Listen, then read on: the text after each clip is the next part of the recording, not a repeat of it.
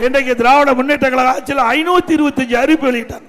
525 அறிவிப்புகள் திராவிட முன்னேற்ற கழக ஆட்சியில் ஆட்சிக்கு வந்து நிறைவேற்றப்படுவதாக 2021 சட்டமன்ற பொதுத் தேர்தலில் திராவிட முன்னேற்ற கழகத்துடைய தலைவர் அன்றைய எதிர்க்கட்சியாளர் திரு ஸ்டாலின் அவர்கள் அறிவிப்பு கொடுத்தார். எல்லாமே நிறைவேற்றிட்டாரா?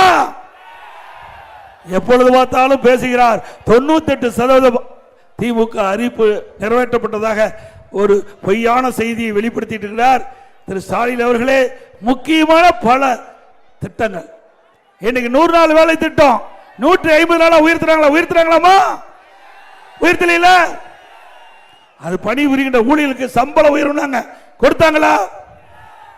அதே போல மாதந்தோறும் கேஸ் சிலிண்டருக்கு 100 ரூபாய் மானியம் கொடுத்தாங்களா? நம்முடைய இளைஞர்கள் கல்விக்காக வங்கியில் வாங்கிய கடன் ரத்து பண்ணாங்களா? பெட்ரோல் டீசல் குறைக்கிறாங்களா? குறைச்சாங்களா? ரேஷன் கடையில் கூடுதலா சக்கரை 1 கிலோ கொடுத்தாங்களா? ஆக அறிவிக்கப்பட்ட திட்டம் முழுவதும் நிறைவேற்றவில்லை. ஒரு 10% அறிவிப்புகள் தான் நிறைவேற்றப்பட்டிருக்கிறது என்பதை இந்த நேரத்தில் எண்ணி பார்க்க வேண்டும். திராவிட முன்னேற்ற கழக ஆட்சி வந்த பிறகு விண்ணை முட்டுகின்ற அளவுக்கு உணவுப் பொருளுடைய விலை உயர்ந்து போச்சு.